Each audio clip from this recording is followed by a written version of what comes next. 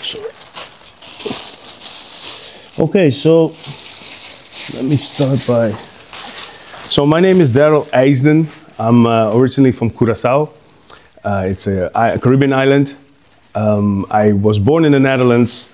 I grew up in Curaçao until I was 13, and then I moved to the Netherlands. So the thing is, since MERO invited, and thanks for allowing me to be here. Thank you for, and congratulations, first of all, on this amazing exhibition. I think it's really amazing how your professionalism from the beginning already. No, I like the work itself and how you did your invites, the talks, the whole package. I really like that. So the story here is that when MERO asked me for the talk, I was thinking, okay, what kind of talk am I going to do? Because first it sounded very simple, a talk. And in my case, I do interviews. So I kind of like underestimated it in my head. Then I said, okay, but if I do a talk, what's the story? What's the goal of my talk? So then I was thinking, okay, maybe I should do a story. A small story about how I kind of stumbled into art and how I stumbled into art media. So both of them was a pure coincidence, was not even in my path, in my road. So I was a musician since I was 15. I was always into music, writing, producing, the whole shebang. And then I moved to Barcelona. And of course, Barcelona comes with all the distractions, you know. Enjoy the whole thing. My son here, Noah, I lived the life as every expat here, family life. Let's fast forward. Then the part of art came, which was, I was actually pretty, I wouldn't say bored, but I was kind of like done with music. I couldn't find that butterfly feeling. And that was very important because I think especially as an artist, sometimes of course it depends on what's your goal in life, but that butterfly feeling I used to have when I used to like grab a guitar and I came up with certain chords and I was like, oh, that would be a nice song. That feeling was gone. And by coincidence, I went to Italy and my wife is Italian, went to Italy and I said to Noah, my son who's a bit distracted in the back, I said to him, let's get some plastiline before we go into the plane because I don't want you to be on my phone all the time. So that little plastiline that we got at the bazaar, we started playing with plastiline in the plane, which was a 2-hour plane flight. And then I started making a nose, I started making a hand, and this time I want you guys to pass it on. Here. So I started making sculptures. There you go. You can play with it. That's cool. So I started making plastiline figures. And it was weird because when I did it, I never thought about making sculptures, never thought about sculpting. It was just music. So it was a weird experience because I was like, it came out pretty natural. And I was like, oh, that's weird. And it brought me back into music when I started music because it was like a weird connection, internal connection I had. And I was like, maybe I should do more. And I started doing hands, doing noses, doing all types of figures. And I started piling up a lot of pieces, like maybe 30, 35 pieces.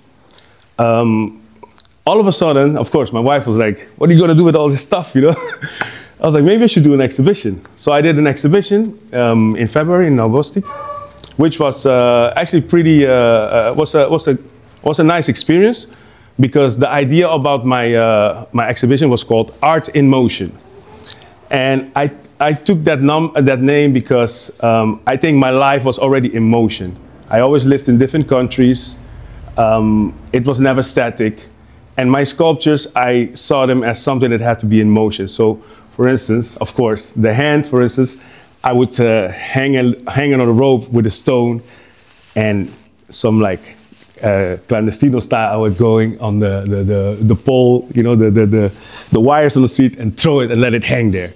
So then for months you see that hand hanging and that motion, like I was like, oh, that adrenaline, I love that kid part of me came out. So that's how art started. During the exhibition, it was nice, you know. My head was like, okay, what's next? I'm an artist, am I gonna do another exhibition? Am I gonna go into do I have to like knock into galleries? I have no idea. Like I was just going with the flow. All of a sudden, I was really busy, actually like MERO now, you know, all over the place. And it was like a young, these two girls, they were like student, I think they were into media school or something. They're like, hey, sorry, can we interview you? I was like, yeah, so I'll be right back, because I had to help somebody.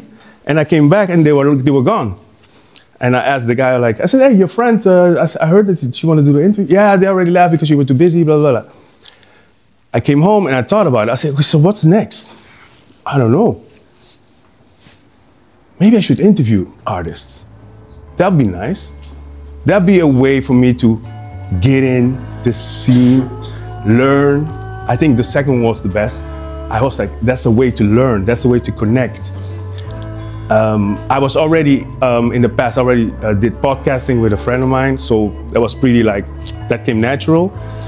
And I decided to get my cameras, mic, and I started sending like Instagram messages, and then, well, by coincidence, I had a couple of interviews. Little I knew, the interviews were actually one of the best decisions I made.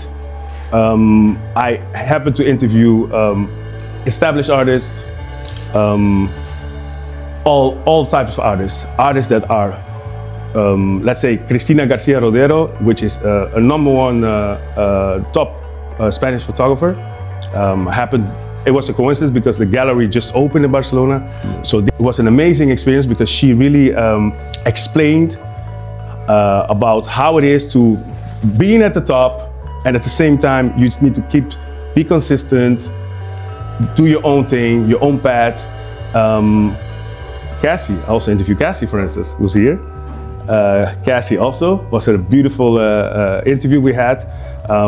What I also learned about by doing the interviews is that we do see a lot of art. Barcelona I'm super lucky to live here, honestly, to have this channel and being around so many creative people, you know. For me, it's easy. It's like there are so many artists, you know. You get so inspired. I get very inspired by people's stories and their journey. Of course, on Making Art Studio, you know, I saw them also on Instagram. Went to reach out, Shine. You know, this guy is basically, we kind of share the same story. Like we had nothing to do with art, and all of a sudden everything just, you know, just went out, and it was a really nice way to share, you know, to work together and collaborate. Also MERO, for instance, and as they mentioned before about Art Basel, you know, we went as a crew to Art Basel. It was a really nice experience to see art from different perspective of people, you know. I thought it was this way, but then MERO was like, no man, that's ugly. Oh really? Oh, I thought it wasn't. But it was nice because you learn that not everything is the same, you know, and not everybody sees the world the same, you know, and it also keeps you grounded. That's what I like about it. And so, yeah, for now, the interviews are going pretty well, you know. As I said, I think it's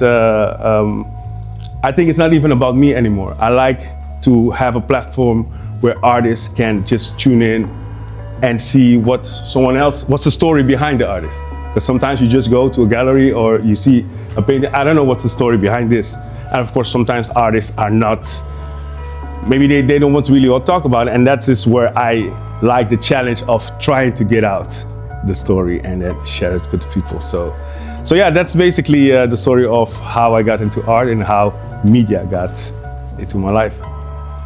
That's it.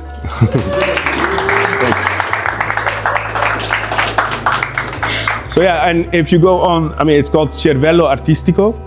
I forgot to say. It's called Artistic Brain in Italian. So C-E-R-E, Cervello.